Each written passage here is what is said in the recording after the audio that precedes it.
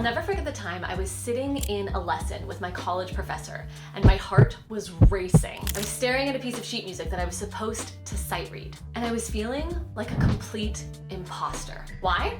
Because I couldn't sight read well. I was embarrassed, and honestly, I felt really stuck. But here's what I've learned since then. Sight reading isn't about being naturally talented, and it's not some magical ability that only gifted pianists have. It's a skill, and just like any other skill, it can be learned if you follow the right steps. Today, we're gonna focus on the most overlooked sight reading skill that you're likely missing and that will change everything. Hey piano people, I'm Ashley. Welcome to Ashley Young Music Studio, where you learn how to practice smarter, not harder. Let's dive in. A lot of piano players that I come across think that sight reading is about just kind of like getting in the flow and letting your fingers do what they're supposed to do. And that's part of it, but it's not the whole picture. What separates piano players that can sight read versus piano players that cannot sight read is recognizing patterns in music. But it's not enough to just know the names of the notes or know the names of the chords. You need to be able to see those notes and chords in context and immediately know what is happening. Let me show you what I mean. Okay, so let's say that you want to sight read this simple Beethoven piece. This is actually an example that's in my Secrets to Sight Reading course, along with 50 plus other examples that you get to practice the sight reading skills that you learn. This piece sounds like this. You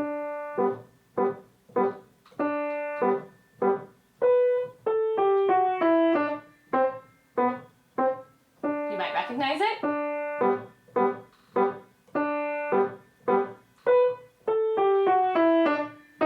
I'm just going to finish it off for you.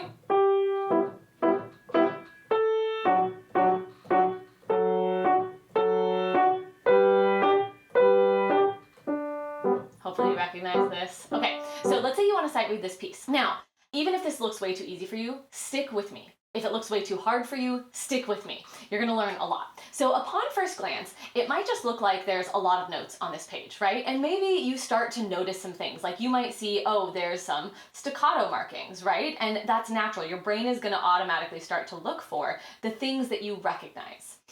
But what if, on first glance, you could see that the time signature was 4/4 time? And automatically your brain started to look at the rhythm patterns and map out the things that made sense. So I could automatically say, okay, I would count this 1, 2, 3, 4, 1, 2, 3, 4, and that rhythm actually repeats here, that rhythm repeats all through this line, and that rhythm repeats here, where I just have quarter notes for all 4 beats, right? I might notice that here I have eighth notes followed by quarter notes, and that repeats here and also here. And automatically, I can see all of these rhythm patterns on first glance. Now, what if you stared at this piece of music for just a few seconds and you also started to notice that the left hand is almost entirely made up of chord patterns? And you saw that right here, this is a D, a B, and a G in this first measure in the left hand, and you notice that's a G major chord. And you notice that that repeats here, and you notice that that repeats here at the end, and you notice that that repeats here, and you started to see all of those G major chords.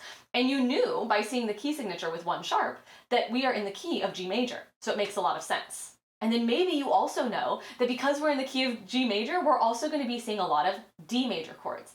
And maybe your brain automatically starts to pick out the measures that have D major chords, right? And automatically, I know the chords of almost every single measure in this piece. Now, I might also start to notice some of the dynamics. You know, here in this first measure, whoops, I crossed it out, I have a piano marking. And then I have a crescendo here and a mezzo forte. And there's really no limit to all of the patterns that I can notice in this piece of music. I'm going to tell you why this matters so much for your sight reading. But first, if this video is striking a chord with you, give it a thumbs up, subscribe to the channel so you don't miss out on any of the helpful videos that I release all the time. Comment below and let me know what's resonating, and then copy the link and share it with either a friend or your piano teacher or a community of adult piano players so that they too can also level up their sight reading skills. In just a few weeks, I'm going to be teaching a free sight reading class where you and I can hang out in Zoom, and you will learn to increase your sight reading accuracy with 3 simple steps so that you can play with more expression and flow every time. The seats are going to fill up really fast, so I'm going to put the link in the description below so that you can click on it, enter your information, reserve your free seat. I can't wait to see you there. Okay, so why does this matter? Music is full of scales, chords, intervals, rhythmic patterns. They're everywhere. It's not just in this example that I showed you. And the fewer patterns that you recognize when you look at a piece of music, the slower your sight reading will be and the more mistakes that you will make. The more patterns that you recognize, the faster you'll be able to sight read and the fewer mistakes you'll make. Okay, so how are you going to actually strengthen this skill set? First of all, you're going to learn your patterns. Make sure you know your major and minor scales, your chords, your arpeggios, and some common rhythmic patterns like the back of your hand. And you're not going to learn these by practicing them on the piano. That is one way you can learn them. But I also want you to use flashcards, and I'm going to give you a way to do that here in just a moment, so stay tuned. The second step is something that most piano players skip, and I just mentioned it. It's the flashcards.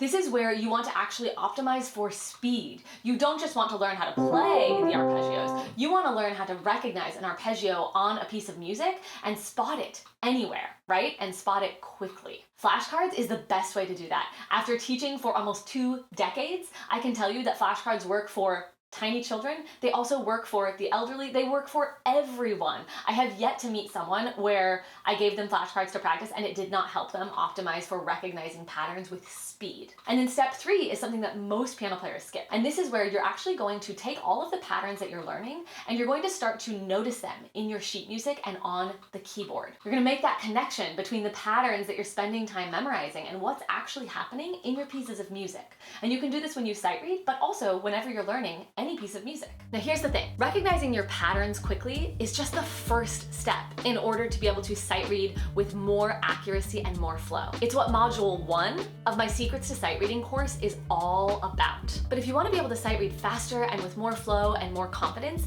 you also then have to learn how to play those patterns, right? And how to stay in the flow and how to move on from your mistakes, because mistakes are always going to happen, but to ensure that those mistakes don't make you crash and burn when you're sight reading. This is what truly builds confidence. And the Secrets to Sight Reading course not only helps you master all of these patterns, it also helps you stay in the flow. It teaches you the roadmap of what to do before you sight read, what to do while you're sight reading, and what to do after you sight read, so that you can practice this skill and improve within just a couple of weeks. So if you want to be able to recognize musical patterns with speed and also sight read with more accuracy and flow, go snag your copy of my Secrets to Sight Reading course. I'm going to link it in the description below. I'm also going to put it right here on the end screen with another video where I break down some more strategies for helpful sight reading. Happy practicing, and I'll see you in the next video.